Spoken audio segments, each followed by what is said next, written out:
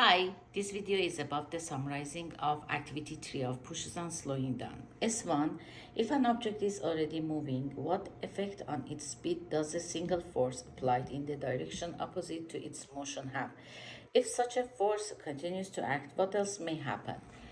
When a force acts on a moving object and changes the direction of the moving object to the opposite, it's come from the opposite direction of the moving object and changes its direction. And when the force continues, the object continues to moving in the opposite direction. For the S2, at the beginning of this activity, you gave a moving cart a very gentle backward tap that was not strong enough to either stop it or receive its direction. And give us these three pictures. One is before the tap, there is no force there, and only the half arrowhead of the speed that shows the motions of the cart. That is cart is an moving object. For the second is during the tap there is a force there, and we show the force that comes to the cart with a full arrowhead, and its speeds continue in according to the amount of the force that comes to the cart. And for third pictures, after the tap there is no force there, and only the speed that we show with the half arrowhead there, and the cart continues in the previous speed.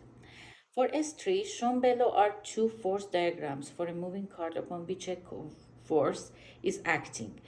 What will the motion of the cart be like in each case? These two pictures give us one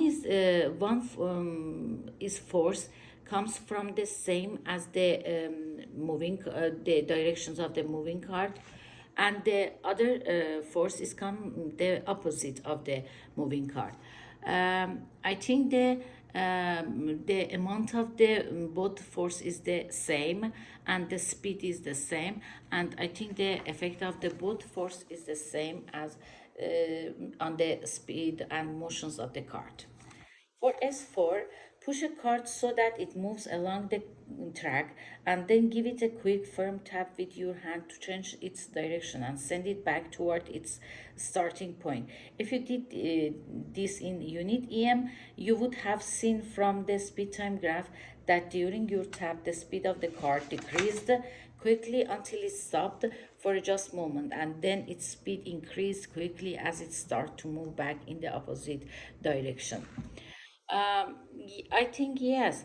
When the force acts on the moving objects and changes its directions to the opposite direction, the moving objects motion decreases a little, and then its motion increases in the opposite direction.